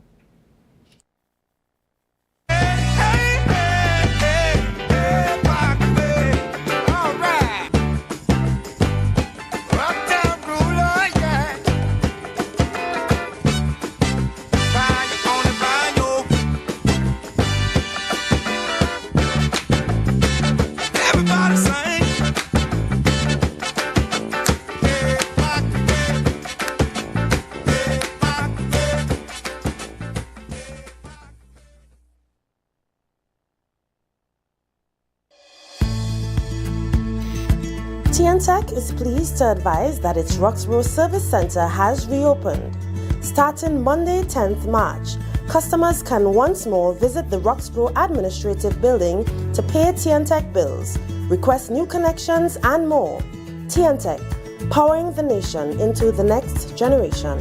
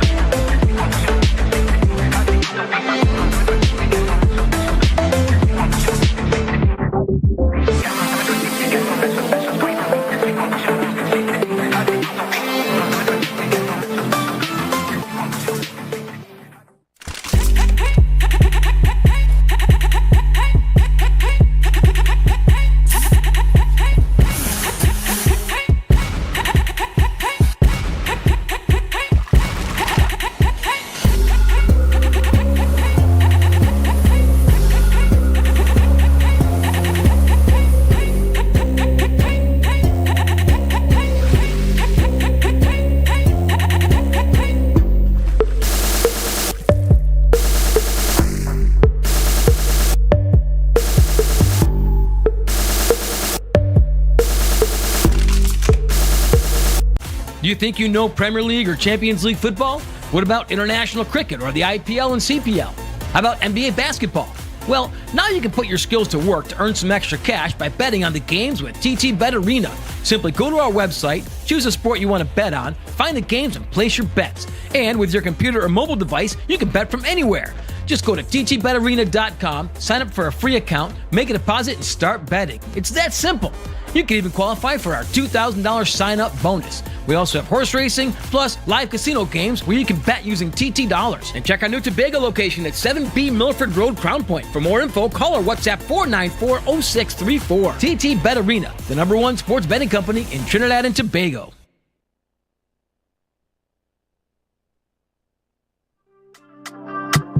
Tobago updates. Good morning, Tobago.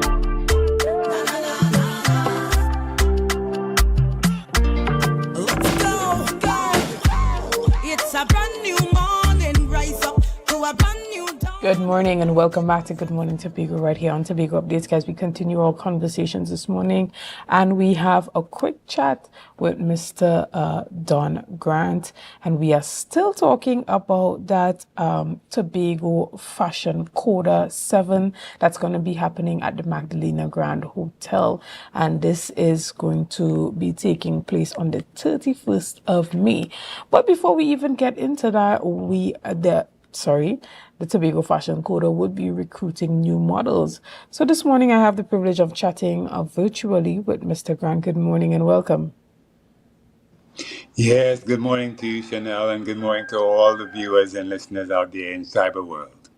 Excellent. Now, you have established a casting call this week for models who are interested in being a part of one of the biggest fashion events to hit Tobago for the year. So tell us a bit about that. That is correct, Chanel. At the Magdalena Grand, of course, we are casting now from 2 p.m. to 6 p.m. on Tuesday, tomorrow. All models, all interested models, come out and cast, and let's see how best you can strut your stuff and get a chance to be a part of the Tobago Fashion Coda 7 on the 31st of May here at the Magdalena Grand. Right, and what exactly are you looking for? Well, there are the actual restrictions as to, well, I should say the measurements that required for modeling, but we are not looking for the atypical model, tall, slim. We're looking for full-figured models as well, and people who are of everyday people who can actually bring a garment to life on the runway. Excellent. And so is there an age group? Are kids also invited to come? Would any of the designers be showcasing pieces that children can wear? Well, no, I must say there are no preteens or kids wear. They're all adult wear. And, we showcase what we do here mostly, we resort. The urban resort, you have designers like Daniel Clark from Fluorescent Black, Darian Phillips, he's doing swimwear. We have Nidra Waldron, she's doing a resort evening wear. So, it's mostly resort. Claudia Pegas, Nia Corina, Eclipse Eli, a very strong man designer. It's mostly resort and it's for a mature audience. All right. And so we look forward to that. And again, you were saying that this casting call takes place from today or tomorrow? No, Tuesday, tomorrow. Tuesday. That's the 20th of 2 p.m. of May. 6 p.m. at the Magdalena Grand. Right. Tuesday So that's the 20th, tomorrow. Right. That's Tuesday, the 20th of May. At the Magdalena Grand Hotel. And if anyone is interested or knows of any young upcoming models who might want to walk the show, or some of the veterans that may not know that there is the ability or the opportunity to walk this Tobago Fashion Coda show, let them know that there will be a casting call tomorrow. And yeah, this is your opportunity to shine for all the local models here on the island. Now, Mr. Grant, is there anything that you want to tell the people as it pertains to getting their tickets for the Tobago Fashion Coda 7? Yes, most definitely, Chanel. Get the tickets in Tobago at Barcode, When Mars here at Pigeon Point, Fairways. We have Soleil at the Magdalena Grand. Also, Jade Monkey has tickets, of course, islandeattickets.com. And if you're in Trinidad, you can get tickets at all the designers. Claudia Pega, she's at the Long Circular Mall. Neha Karina, she's at the Hilton. And also Blanix 212, they have 4 stores. And also Eclipse Eli, of course, he too have 4 stores. And he's here in Tobago as well. So tickets are there, they're in the stores, and they're waiting to be purchased. Excellent, and we look forward to a successful Tobago Fashion Coda 7.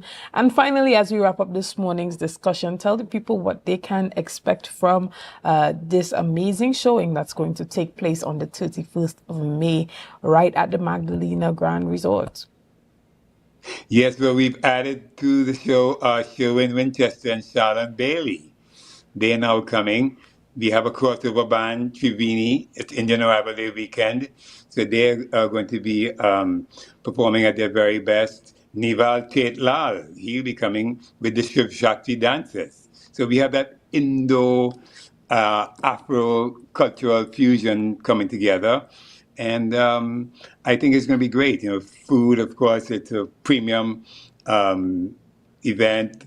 We have, 3 stations, 4 stations, the premium bar that we're having as well. So it's going to be all of this and all of that. You know, be sure to get your tickets and come on out and share with us at Tobago Fashion Coda 7, Saturday, 31st of March at the Magdalena Grand Beach and Golf Resort from 5 p.m. to 12 midnight.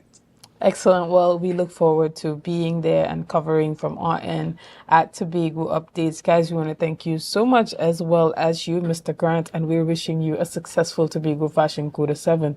Guys, we want to thank you for being a part of this morning's discussions. We want to thank you for your likes, your shares, and your comments, and all that you have done and continue to do to make Tobago Updates the #1 broadcaster here on the island of Tobago. Again, I am Chanel Felix, and have a great day.